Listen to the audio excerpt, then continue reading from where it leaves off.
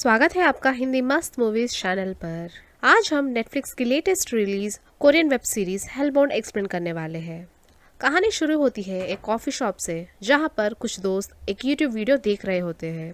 एक आदमी को 3 राक्षस जैसे लोग आकर मार रहे हैं और वीडियो में एक आदमी बोल रहा है कि वो 3 राक्षस पाताल लोक से आए हैं और धरती पर रहे बुरे लोग को दंड दे रहे हैं। पर वो लोग समझते हैं कि ये सब ग्राफिक्स है और ये सब झूठ है। इतने में एक आदमी को दिखाया जाता है जो बहुत डरा हुआ है और अपने मोबाइल में टाइम बार बार देख रहा है, जैसे कि कुछ देर में कुछ अनर्थ होने वाला है। इतने में कॉफी शॉप का ग्लास तोड़कर 3 राक्षस आते हैं और उस आदमी को मारने लगते हैं। वो आदमी अपनी जान बचाने के लिए भागता है, पर आखिर में उसे पकड़कर जिंदा जला देते हैं और वो राक्षस गायब हो जाते हैं। कुछ लोग इस घटना को अपने मोबाइल में रिकॉर्ड कर लेते हैं। अगले सीन में ये दिखाया जाता है कि पुलिस वाले और डिटेक्टिव्स इस केस के बारे में डिस्कस कर रहे हैं और उनका बॉस अपने स्टोरी का मेन लीड जो एक डिटेक्टिव है उसको इस केस के बारे में इन्वेस्टिगेट करने को बोलता है और ये भी बोलता है कि क्राइम सीन के पास न्यू ट्रूथ के गैंग के लोग भी मौजूद हैं। मेन लीड और उसके दोस्त कार में क्राइम सीन की ओर निकल पड़ते हैं। मेन लीड का दोस्त खुद से न्यू ट्रूथ की गैंग के बारे में छानबीन करता है और उसको ये पता चलता है कि वो लोग 10 साल से इस घटनाओं के बारे में रिसर्च कर रहे हैं और ये बताते हैं कि हेल से 3 राक्षस धरती पर आते हैं और जो बुरे लोग हैं उनको मार देते हैं। ये सब सुनकर अपना मेन लीड इस बात पे विश्वास नहीं करता कि तभी वो लोग क्राइम सीन पर पहुंच जाते हैं।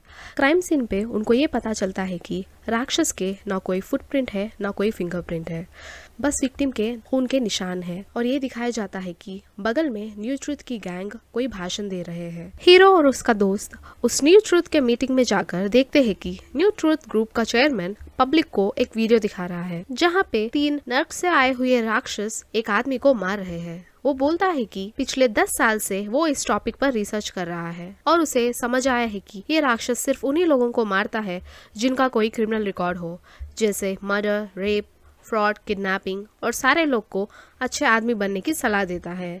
मीटिंग खत्म होने पर हीरो उस चेयरमैन को मिलकर क्वेश्चंस पूछने लगता है।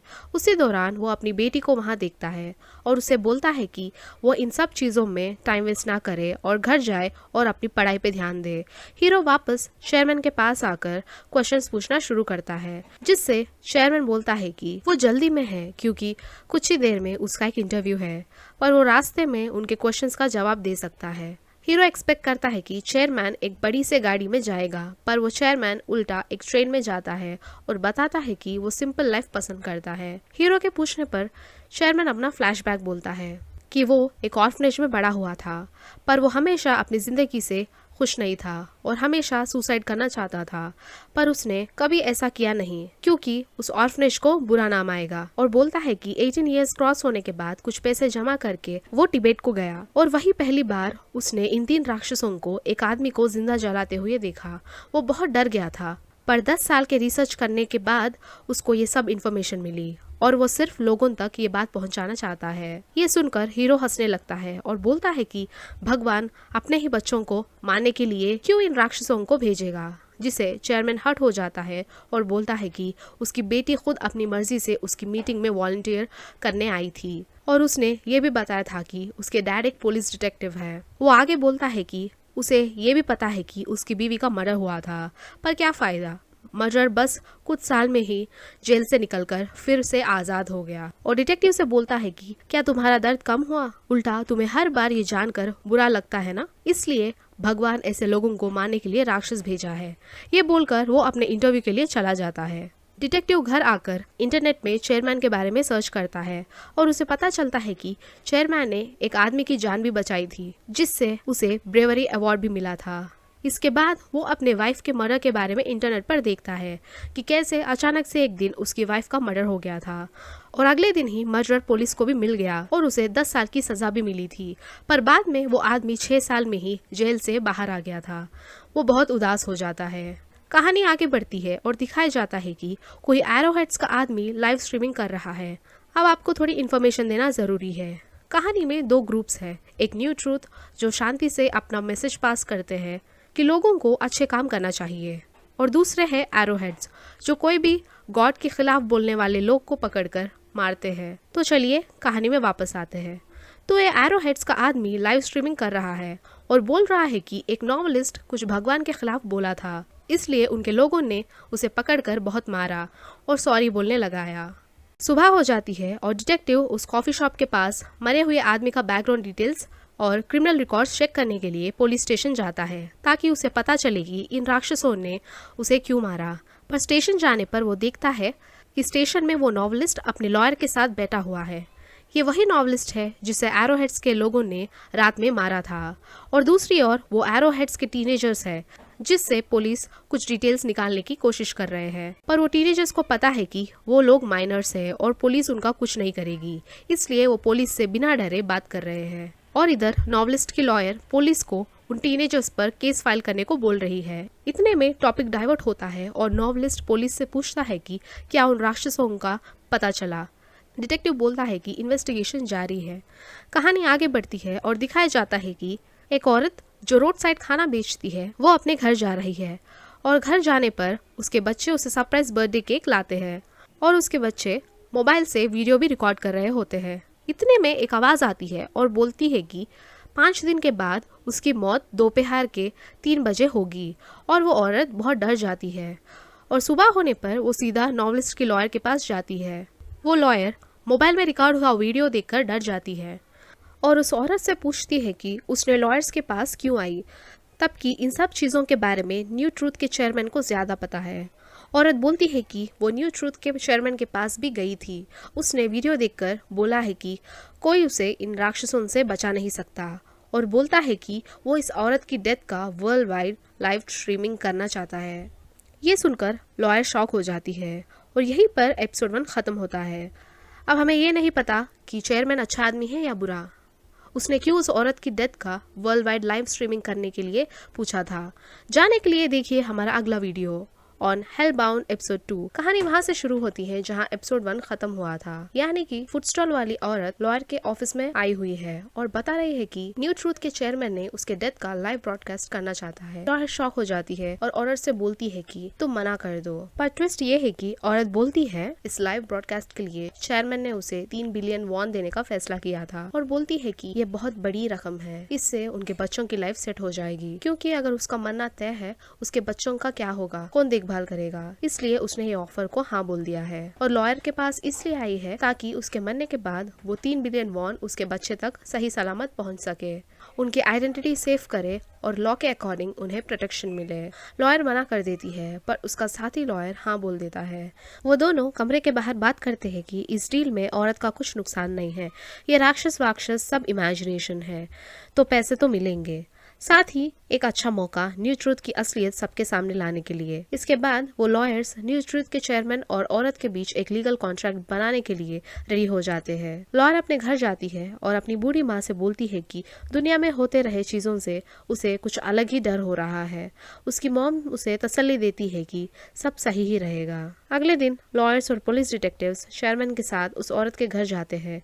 लॉयर्स कॉन्ट्रैक्ट में लिखे टर्म्स चेयरमैन को समझाने लगते हैं। चेयरमैन बोलता है कि उसे ज्यादा लॉ पता नहीं है, पर उसे सब कंडीशंस ओके है, बट वो डेथ का लाइव ब्रॉडकास्ट इसी घर में होगा। दोनों कॉन्ट्रैक्ट साइन करते हैं और चेयरमैन एडवांस में ही औरत को पैसे सेंड कर देता है। इन सब के बीच चेयरमैन नोटिस करता है कि घर में सिर्फ वो औरत और उसके बच्चों की ही फोटोज है, कहीं पर भी उनके पिताजी के फोटोज नहीं है। चेयरमैन यही बात उस औरत से पूछता है और वो बोलती है कि वो एक सिंगल मदर है। चेयरमैन बदतमीजी से पूछता है कि बिना पिता के बच्चे कैसे हो गए, क्या वो लावारिस बच्चे हैं या ऑलरेडी शादीशुदा आदमियों का बेटा है। लॉयर बोलती है आप मेरे क्लाइंट के साथ ऐसे बात नहीं कर सकते। चेयरमैन बोलता है कि वो बस इस औरत का नर्क जाने का रीजन जाने की कोशिश कर रहा है। ये सब सुनकर औरत रो पड़ती है और बोलती है कि उसकी मौत तय है, वो बस अपने बच्चों का अच्छा फ्यूचर चाहती है। ये सुनकर सब चले जाते हैं। पुलिस लॉयर से पूछता है कि उस औरत के बाद बच्चों का कौन ख्याल करेगा। लॉयर बोलती है कि उसने किड्स का कनाडा में सेटल होने का सब इंतजाम कर दिया है। इसके बाद फिर से एरोहेड्स के आदमी लाइव स्ट्रीमिंग स्टार्ट कर देते हैं और बोलता है कि न्यू ट्रूथ ग्रुप वाले उस औरत की डेथ का लाइव ब्रॉडकास्ट करेंगे और लोगों को अब से भगवान से डरना होगा और भगवान की सुनना होगा। एरोहेड्स चाहते थे कि किसी तरह उस औरत के डिटेल्स भी बाहर आ जाते तो मजा आ जाता। इतने में एक आदमी को दिखाया जाता है जो एरोहेड्स का लाइव स्ट्रीम देख रहा है और वो सीक्रेटली उस चैट बॉक्स में औरत के डिटेल्स शेयर कर देता है। कि वो औरत का एक फूड स्टॉल है और दोनों बच्चों के दूसरे बायोलॉजिकल फादर्स है। इन सब डिटेल्स के साथ वो औरत का एड्रेस भी शेयर कर देता है। ये आदमी और कोई नहीं बल्कि अपना मेनली डिटेक्टिव का कलीग है, इसलिए उसे सारे डिटेल्स पता है। ये जूनियर डिटेक्टिव डिटेल्स के साथ साथ औरत और बच्चों के फोटोज भी सीक्रेटली शेयर कर देता है। मेनली डिटेक्टिव और लॉयर को ये इन्फॉर्मेशन मिल जाती है कि किसी ने सीक्रेटली उस औरत के डिटेल्स इंटरनेट में लीक कर दिया है, लेकिन उस आदमी जिसने इन्फॉर्मेशन लीक किया है उसका पता नहीं है। लॉयर तुरंत औरत के घर निकल पड़ती है क्योंकि उसे पता है कि लोग जल्दी ही उस औरत के घर आ जाएंगे और उस औरत की जान को भी खतरा है। वो पुलिस को कॉल करके बोलती है कि उसने बच्चों के लिए कनाडा के नेक्स्ट फ्लाइट के टिकट्स बुक कर दिए हैं और वो डायरेक्ट एयरपोर्ट को जाएंगे। लॉयर औरत के घर पहुंच जाती है और तुरंत उनको लेकर एयरपोर्ट रीच हो जाती है। वो बच्चों को लेकर एयरपोर्ट के अंदर जाती है और उस औरत को कार में ही रुकने को बोलती है। बच्चे सेफली फ्लाइट में चढ़ जाते हैं। बच्चे फ्लाइट में बैठकर रोने लगते हैं क्योंकि उन्हें पता है कि इसके बाद वो अपनी मॉम से कभी नहीं मिल पाएंगे और बाहर वो औरत रो रही होती है क्योंकि वो कभी अपने बच्चों को नहीं देख पाएगी। इसके बाद मेन लीड अपने घर आ जाता है पर उसकी बेटी घर में नहीं रहती। कॉल कर पूछने पर वो बोलती है कि वो अपने दोस्त के घर एग्जाम्स के लिए पढ़ने के लिए आई है और सुबह वापस आ जाएगी।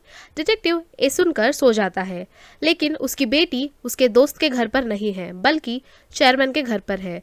चेयरमैन के पूछने पर वो बोलती है कि उसकी माँ की मरने की वजह वही है और फ्लैशबैक स्टोरी दिखाया जाता है कि उसकी माँ ने बोला था कि स्कूल से घर वापस जाते जब रास्ते में उसके डैड के ऑफिस में कुछ कपड़ों वाला बैग रख दे, पर रास्ते में रहे एक कुत्ते को देखकर वो अपने पिता को कपड़े देना भूल जाती है और घर आ जाती है।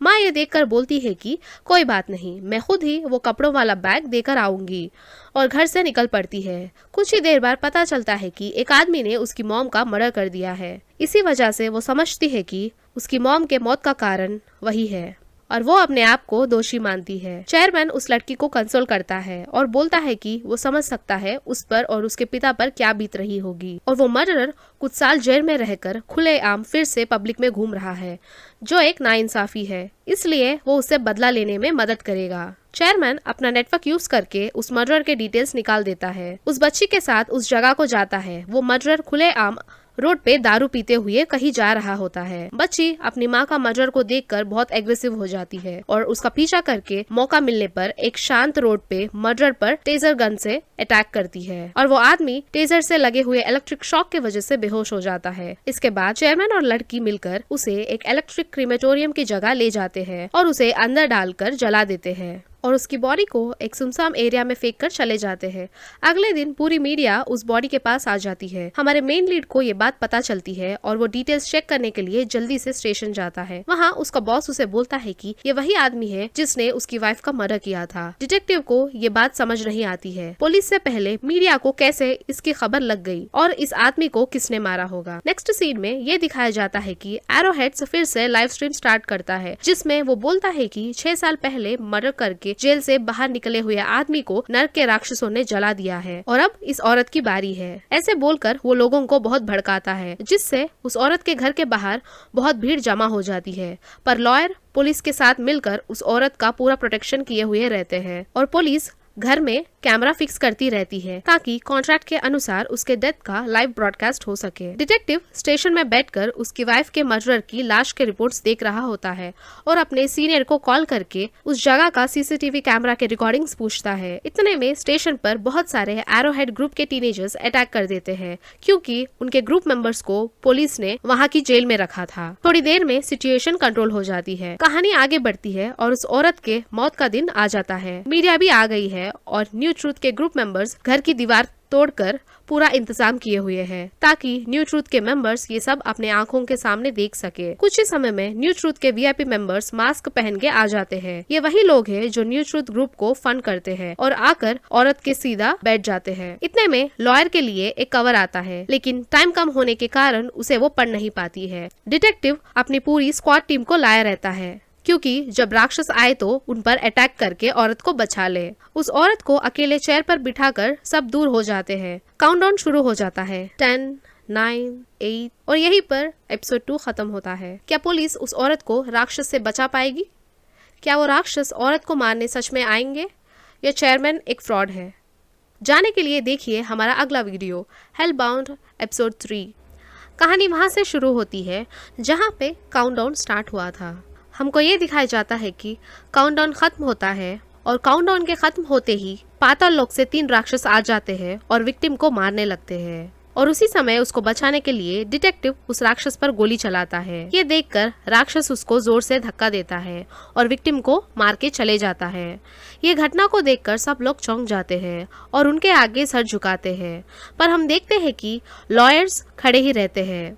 इसी मौके का फायदा उठाकर एरोहेड के गैंग के लोग लाइव स्ट्रीमिंग में ये बताते हैं कि सब लोगों को भगवान के आगे झुकना होगा और लोगों को भड़काते हैं कि कैसे पुलिस ऑफिसर ने राक्षस पर गोली चलाया और लॉयर और उसकी सेक्रेटरी ने सर नहीं झुकाया और इनको सजा मिलनी चाहिए। इसके बाद हम देखते हैं कि दूसरे दिन सारे सड़क खाली दिखते हैं क्योंकि सब लोग उस घटना को याद करके बहुत दुखी रहते हैं। न्यूज चैनल वाले चेयरमैन को इंटरव्यू करते हैं और उसके गाइडेंस के लिए पूछते हैं। चेयरमैन सबको सलाह देते हुए बोलता है कि सब लोगों को अच्छा बनना चाहिए, तभी वो अनर्थ होने से रोक सकते हैं। उसी समय हम देखते हैं कि डिटेक्टिव उसके वाइफ के मर्डरर को किसने मारा ये जानने के लिए वो सीसीटीवी कैमरा का रिकॉर्डिंग देख रहा है। उसमें उसको अपनी बेटी का जैकेट दिखाई देता है।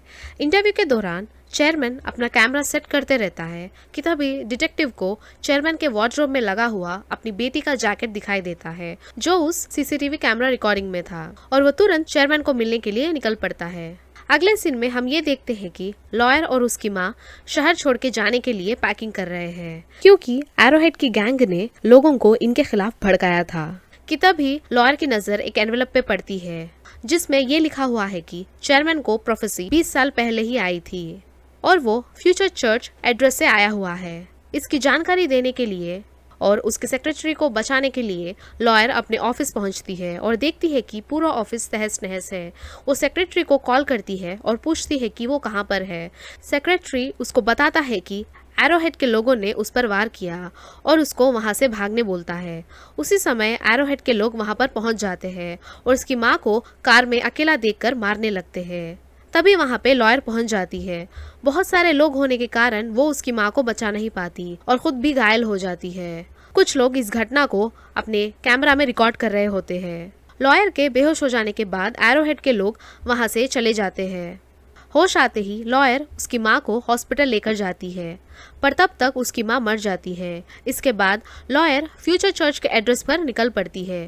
अगले सीन में डिटेक्टिव चेयरमैन के एड्रेस पर पहुंच जाता है और देखता है कि बहुत सारे लोग हैं और चेयरमैन का इंतजार कर रहे हैं। सब लोग उसको रोकने की कोशिश करते हैं और उसको मारते हैं क्योंकि एरोहेड की गैंग ने लाइव स्ट्रीमिंग में पुलिस ऑफिसर के खिलाफ लोगों को भड़काया था। पर वो लोगों को जैसे तैसे करके डरा के चेयरमैन के घर के अंदर पहुँच जाता है और देखता है कि चेयरमैन वहाँ पर नहीं है। वापस बाहर आने पर सब लोग उसको मारने लगते हैं कि तभी उसको चेयरमैन का कॉल आता है। एक आदमी उस कॉल को देखता है और सबको उसको मारने से रोकता है। डिटेक्टिव फोन लिफ्ट करता है। चेयरमैन उसको वीडियो कॉल पर आने को बोलता है। वीडियो कॉल ऑन होते ही वो सबको रिक्वेस्ट करता है कि वो डिटेक्टिव को छोड़ दे और डिटेक्टिव को उससे मिलने के लिए एक एड्रेस पर आने को बोलता है। डिटेक्टिव उस एड्रेस पर निकल पड़ता है। रात हो जाती है और डिटेक्टिव उस एड्रेस पर पहुंच जाता है। वो वहां पर चेयरमैन को ढूंढने लगता है। उसी समय लॉयर फ्यूचर चर्च के एड्रेस पर पहुंच जाती है। वहाँ पे एक नॉवलिस्ट से मिलती है जिसने वो एनवेलप भेजा था। वो इस नॉवलिस्ट से चेयरमैन के प्रोफेसी का वीडियो दिखाने को बोलती है। नॉवलिस्ट लॉयर को वीडियो दिखाता है। वीडियो दिखाने के बाद लॉयर उसको उसका कॉपी पूछती है। अभी आता है कहानी में ट्विस्ट। कॉपी देने के बजाय नॉवलिस्ट उसको रिसाइकिल बिन में डालकर परमानेंटली उसको डिलीट कर देता है और उसको बोलता है कि चेयरमैन कुछ दिन पहले उससे मिलने आया था और नॉवलिस्ट को न्यू ट्रूथ के अगले चेयरमैन बनने का मौका दिया था, जिसके बजाय उसको लॉयर को मारना होगा। लॉयर खुद को बचाने के लिए भागने लगती है।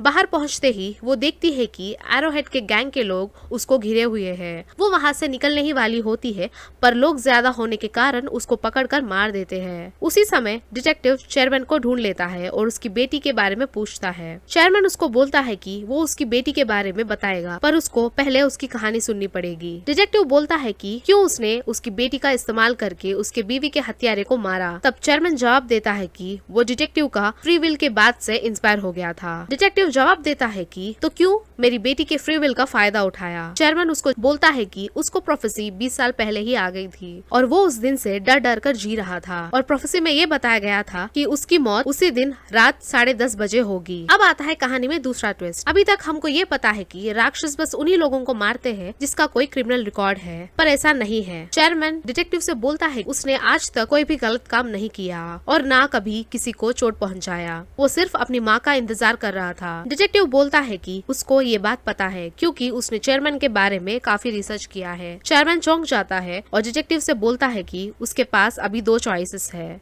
ऑप्शन 1, अगर डिटेक्टिव ने चेयरमैन की डेथ का लाइव स्ट्रीमिंग सबको दिखाया तो ये साबित हो जाएगा कि चेयरमैन भी एक सिनर है और कभी ना कभी सीसीटीवी कैमरा के रिकॉर्डिंग से ये पता चल जाएगा कि चेयरमैन और डिटेक्टिव की बेटी ने मिलकर उसकी वाइफ के मर्डर को मारा था। इससे डिटेक्टिव की बेटी को जेल जाना पड़ेगा। या ऑप्शन 2, चेयरमैन की डेथ को वो एक सीक्रेट रखे जिससे सब यही समझेंगे कि राक्षस सिर्फ बुरे लोगों को ही मारता है और दुनिया में शांति रहेगी, साथ ही उसकी बेटी भी सेफ रहेगी। और ये भी बोलता है कि उसकी बेटी घर पर उसका इंतजार कर रही है। तभी हम देखते हैं कि राक्षस आके चेयरमैन को मारते हैं और उसको जलाकर वापस चले जाते हैं। डिटेक्टिव दूसरा चॉइस अपनाता है और वापस अपने घर चले जाता है। वो अपनी बेटी से मिलकर रो पड़ता है। यहीं पर एपिसोड 3 खत्म होता है। क्या डिटेक्टिव सच में उसकी बेटी को गिरफ्तार करेगा?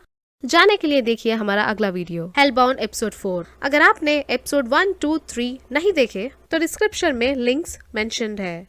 तो चलिए शुरू करते हैं। एपिसोड की शुरुआत में हमको ये दिखाया जाता है कि न्यू ट्रुथ के लोग एक टेलीविजन एजेंसी की हेल्प लेके अपने न्यू ट्रुथ ऐप के प्रमोशन के बारे में एक वीडियो बनाने के लिए बोलते हैं। और इस वीडियो में हम ये देखते हैं कि फूड स्टॉल वाली औरत के मरने के बाद शहर में बहुत सारे बदलाव आए हैं, जैसे कि फूड स्टॉल वाली औरत के घर पर पाताल लोक के राक्षस के स्टैट्यूज रख दिया है और लोगों के लिए वहाँ पे एक विजिटिंग स्पॉट बना दिया है ताकि लोग इसे देखें और खुद में बदलाव लेकर आए। हम ये भी देखते हैं कि एक छोटी सी बच्ची उसके पिता को कोसती है कि उसके पिता एक बुरे आदमी है। हर जगह लोग अपने गुनाह पर पछतावा करते रहते हैं। कुछ लोग प्रोफेसी मिलने के बाद भी आत्महत्या कर लेते हैं, पर प्रोफेसी में बताए हुए टाइम पर पाताल लोक के राक्षस उन लोगों को वापस जिंदा करते हैं और उनको मार देते हैं। और वीडियो में न्यू ट्रुथ के नए चेयरमैन को भी दिखाया जाता है। ये वही नॉवलिस्ट है जिसको पिछले एपिसोड में हमने लॉयर के साथ देखा था। वीडियो खत्म हो जाती है और न्यू ट्रुथ के टीम मेंबर्स उनमें कुछ चेंजेस करने को बोलते हैं, जिससे टेलीविजन एजेंसी के प्रोड्यूसर को गुस्सा आता है।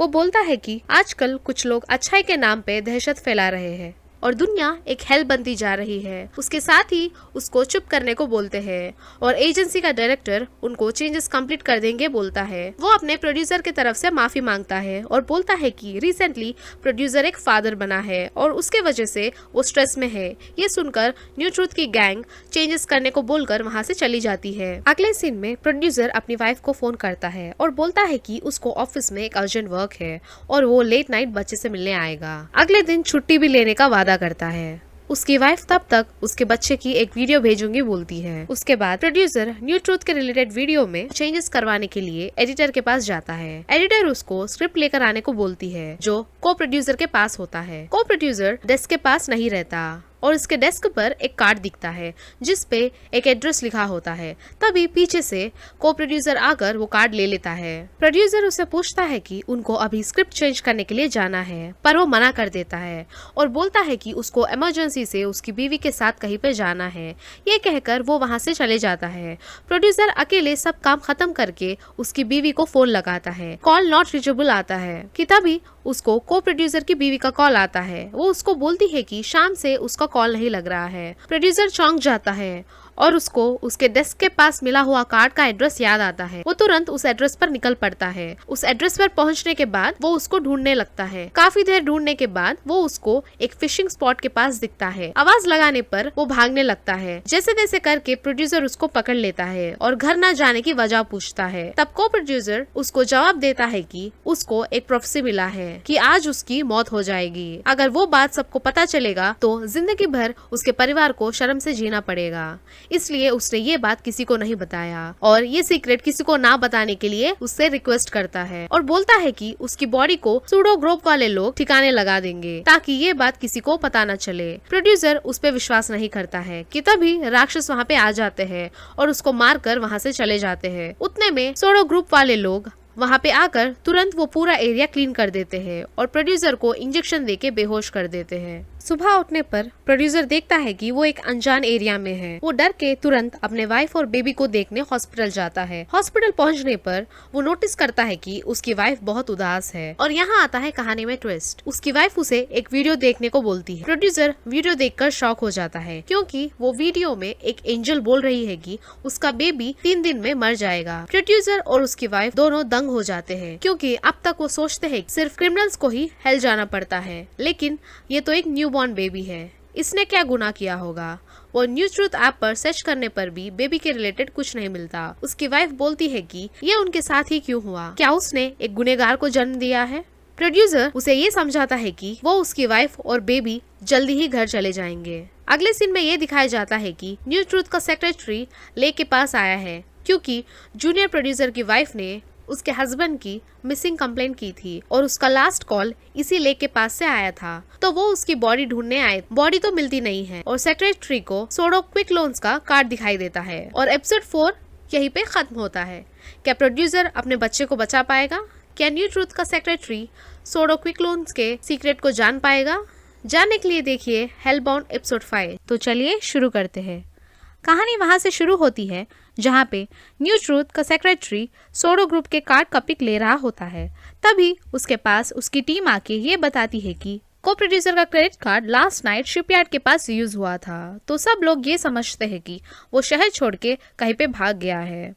उसी समय और एक टीम मेंबर वहां पे आती है और बोलती है कि मोटल में एक आदमी छुपा हुआ है जिसका डेमोन्स्ट्रेशन आज है, जिसको एंजल ने एक सुपरमार्केट में उसका डेमोन्स्ट्रेशन दिया था। सब लोग तुरंत उस जगह की ओर निकल पड़ते हैं। उसी समय हमको ये दिखाया जाता है कि प्रोड्यूसर अपनी बीवी और बच्चे के बारे में परेशान हो रहा है और वो कल रात हुए हादसे को याद करने लगता है, जिसमें को प्रोड्यूसर उसको बोलता है कि सूडो ग्रुप वाले उसकी मौत को नॉर्मल दिखाएंगे। इस बात को लेकर वो नेट पर सूडो ग्रुप के बारे में सर्च करता है। तभी उसके पास डायरेक्टर आता है और को प्रोड्यूसर के गुम होने की वजह बोलता है कि वो गैम्बलिंग करता था और बैंक वालों से बचने के लिए उसने शहर छोड़ दिया, और ये भी बोलता है कि आजकल बहुत सारे लोग बिना ट्रेस के गायब हो रहे हैं। अगले सीन में हम ये देखते हैं कि न्यू ट्रूथ की गैंग मोटल रूम पे पहुंचती है। मोटल रूम पे पहुंचने के बाद न्यू ट्रूथ की मेंबर्स रूम की तलाशी लेते हैं। तलाशी करने पर उनको सूडो ग्रुप का कार्ड दिखता है। वो उस आदमी से इस कार्ड के बारे में पूछते हैं, तो उसके जवाब देने से पहले ही सीन वहाँ पे कट हो जाता है और अगले सीन में प्रोड्यूसर को दिखाया जाता है। प्रोड्यूसर ये सोचता रहता है कि उसने इंजेक्शन देने वाले आदमी को कहीं देखा है। उससे याद आता है कि वो आदमी कुछ ही दिन पहले उसके टीवी शो पर आया था। प्रोड्यूसर को पता चलता है कि वो आदमी एक कॉलेज प्रोफेसर है और वो सीधा उसके एड्रेस पर निकल पड़ता है। अगले सीन में न्यू ट्रूथ के मेंबर्स उस आदमी को न्यू ट्रूथ के हेडक्वार्टर्स को लेके जाते हैं। लेके जाने के बाद वो उसके फैमिली को बुलाते हैं और न्यू ट्रूथ का डायरेक्टर उसको कोसता है और बोलता है कि वो एक सिनर है। ये कहकर उसके डेमोन्स्ट्रेशन का टाइम पे उसको छोड़ के चले जाता है। उसी समय राक्षस वहाँ पे आते हैं और उसको मार के उधर से चले जाते हैं। न्यू ट्रूथ का ग्रुप उस आदमी के डेथ का लाइव वीडियो दिखाकर दुनिया में धर्म के नाम पर खौफ फैला रहे हैं। उसी समय न्यू ट्रूथ का सेक्रेटरी एक अर्जेंट मीटिंग सेट करने को रिक्वेस्ट करता है, जहां पर वो बोलता है कि आजकल हर आदमी के पास ये सूडो ग्रुप का कार्ड मिल रहा है और रिसर्च करने पर पता चला है कि ये सूडो ग्रुप के लोग डेमोन्स्ट्रेशन मिलने वाले लोगों की बॉडी को गायब कर देते हैं और सारे प्रूफ्स मिटाकर उसको मिसिंग डिक्लेयर कर देते हैं ताकि उसकी फैमिली शर्मिंदा ना हो। और बोलता है कि इस सूडो ग्रुप को एक लॉयर चला रही है। ये वही लॉयर है जो एपिसोड 3 में मारी जाती है, लेकिन अब इसने अपना लुक चेंज कर लिया है। चेयरमैन तुरंत उस सूडो ग्रुप के लोगों को खत्म करने बोलता है और सेक्रेटरी उस काम के लिए निकल पड़ता है। अगले सीन में हम ये देखते हैं कि प्रोड्यूसर प्रोफेसर के कॉलेज पहुंच जाता है और उससे मिलके ये बोलता है कि उसने उसे पहचान लिया। प्रोफेसर उसे समझाता है कि ये नर्क के राक्षस किसी भी आदमी को मार सकते हैं, ऐसे कुछ नहीं है कि वो सिर्फ बुरे लोग को ही मारते हैं। इसके बाद वो अपनी टीम से मिलाता है और बोलता है कि ये सब वो लोग हैं जिनकी फैमिली को न्यू ट्रुथ के लोग ने धर्म के नाम पर परेशान करके रखा है, क्योंकि इनकी फैमिली में किसी न किसी को नरक के राक्षसों ने मारा था। इसके बाद प्रोड्यूसर उनको अपने बेबी को डेथ एंजल से मिलने वाली डेमोन्स्ट्रेशन का वीडियो दिखाता है और बोलता है कि वो 3 दिन के बाद मर जाएगा। ये सुनकर प्रोफेसर उसे लॉयर के पास लेके जाता है और लॉयर भी यही बात पर फोकस करती है और बोलती है कि न्यू ट्रुथ के लोग धर्म के नाम पर खौफ फैला रहे हैं। बातचीत में लॉयर को पता चलता है कि प्रोड्यूसर के बेबी को भी डेथ वार्निंग मिली है, तो बोलती है कि बेबी ने तो कुछ गलती नहीं की है, तो फिर क्यों उसको डेमोन्स्ट्रेशन मिला, और बोलती है कि इस वीडियो को वायरल करके और बच्चे का लाइव डेथ दिखा के हम लोग को न्यू ट्रुथ की सच्चाई दिखा सकते हैं, क्योंकि बच्चे का वीडियो देखने के बाद सब लोग को ये भरोसा आ जाएगा कि नरक के राक्षस किसी को भी मार सकते हैं। इस बात से प्रोड्यूसर को गुस्सा आ जाता है और वो बोलता है कि तुम सब लोग सेम हो, सबको अपना अपना फायदा चाहिए। ये बोलकर वो गुस्से से वहाँ से निकल जाता है। नीचे आने पर प्रोफेसर उसे अपनी कहानी बताने की कोशिश करता है। वो बोलता है कि कुछ साल पहले वो और उसकी बेटी एक कार ट्रिप पर जा रहे थे और अचानक से वहाँ डेथ एंजल आकर उसकी बेटी को वार्निंग देती है और वो कुछ ही सेकंड्स में मरने वाली है। उसकी हंसती हुई बेटी डर के रोने लगती है और इतने में नरक के राक्षस आकर उसे मार देते हैं, पर वो न्यू ट्रुथ के लोगों का टॉर्चर से बचने के लिए अपनी बेटी की डेथ को एक्सीडेंट का नाम देता है और तब से उन लोगों ने ऐसे लोगों की फैमिलीज को बचाने के लिए सोडो ग्रुप को स्टार्ट किया था। ये बोलकर वो अपने घर चले जाता है। इन सब के दौरान हमें ये दिखाया जाता है न्यू ट्रुथ और एरोहेड के लोगों ने प्रोफेसर के एक आदमी का एड्रेस मालूम कर लिया था और उसके घर जाके उसकी वाइफ को मारने का ब्लैकमेल करते हैं, जिससे वो प्रोफेसर के लोगों का सारा इन्फॉर्मेशन उगल देता है और उन्हें ये पता चल जाता है कि प्रोफेसर और लॉयर ही मिलकर सोडो ग्रुप चला रहे हैं और एरोहेड के लोग रास्ते में प्रोफेसर की कार को टक्कर देते हैं और प्रोफेसर को किडनैप कर लेते हैं। अब न्यू ट्रुथ और एरोहेड्स दोनों मिल गए हैं और दोनों मिलकर लॉयर को मारने निकल पड़ते हैं।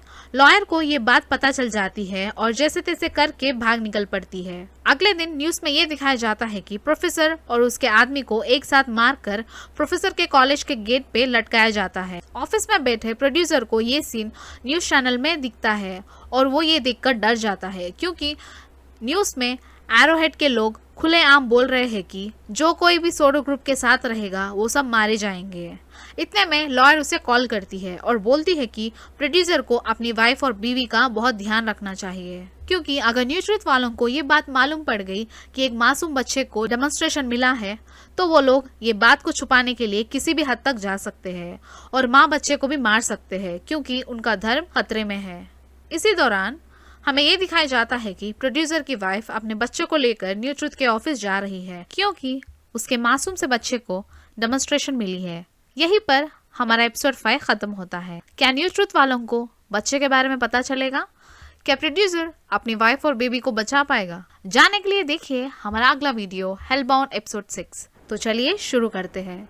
एपिसोड वहीं से स्टार्ट होता है जहां एपिसोड 5 खत्म हुआ था, यानी कि लॉयर प्रोड्यूसर को कॉल करके अपने वाइफ और बेबी को सेफ रखने के लिए बोलती है। लॉयर अपनी वाइफ को कॉल करता है, लेकिन वो कॉल अटेंड नहीं कर पाती है और वापस उसको ये मैसेज करती है कि वो न्यू ट्रुथ के हेड ऑफिस आई है, क्योंकि उसे अपने बेबी को मिले डेमोन्स्ट्रेशन का रीजन जानना था। प्रोड्यूसर डर जाता है और वो तुरंत लॉयर को कॉल करके ये सब बोल देता है। लॉयर बोलती है कि वो कुछ प्लान करेगी जिससे उसकी वाइफ वहाँ से बच निकले और वो दोनों न्यू ट्रुथ के हेड ऑफिस की ओर निकल पड़ते हैं।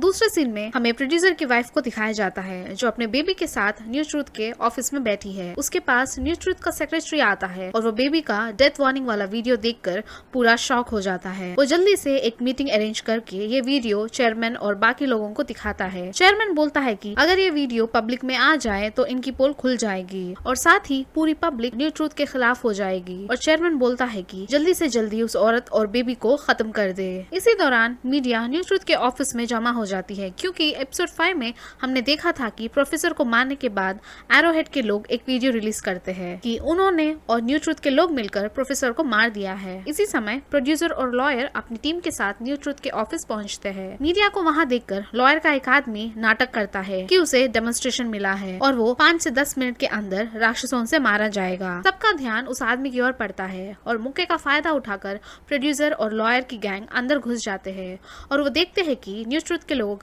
प्रोड्यूसर की वाइफ और बेबी को ज़बरदस्ती मारने के लिए कहीं ले जा रहे हैं। लॉयर की टीम और प्रोड्यूसर मिलकर औरत और बेबी को बचा लेते हैं और वहां से भाग निकलकर दूसरे शहर में एक आदमी के घर जाते हैं। लॉयर बोलती है कि वो सब उस आदमी पर भरोसा कर सकते हैं और उसे सब कुछ बता देती है। वो आदमी भी बोलता है कि उसे भी 3 साल पहले वार्निंग मिली थी और वो अपने डेमोन्स्ट्रेशन का वेट कर रहा है। प्रोड्यूसर और उसकी वाइफ की अनुमति लेकर लॉयर लाइव स्ट्रीम करके बोलती है कि एक मासूम से बच्चे को डेमोन्स्ट्रेशन मिला है और न्यूज़ ट्रुथ वाले हम सबको धर्म के नाम पर पागल बना रहे हैं, और बोलती है कि वो आज रात 9:30 बजे वो बेबी का लाइव डेमोन्स्ट्रेशन दिखाएगी। ये बात सुनकर वो आदमी शॉक हो जाता है और थोड़ी देर बाद सुपरमार्केट का बहाना बोलकर घर से बाहर निकलता है। हमें अब ये ट्विस्ट पता चलता है कि ये वही आदमी है जो एरोहेड्स की तरफ से लाइव स्ट्रीमिंग करता है और लोगों को भड़काता था, लेकिन उसे भी 3 साल पहले डेथ वार्निंग मिल गई थी, जिसके बाद से वो एरोहेड का लाइव स्ट्रीम करना बंद कर दिया था। अगले सीन में हमें ये दिखाया जाता है कि वो आदमी न्यूज़ ट्रुथ के चेयरमैन को कॉल करके ये बोलता है कि वो लॉयर, प्रोड्यूसर और उसकी वाइफ बेबी के साथ उसके घर पर है और उसकी डेथ आज 9:35 को है। इसका मतलब बेबी के डेथ के ठीक 5 मिनट बाद।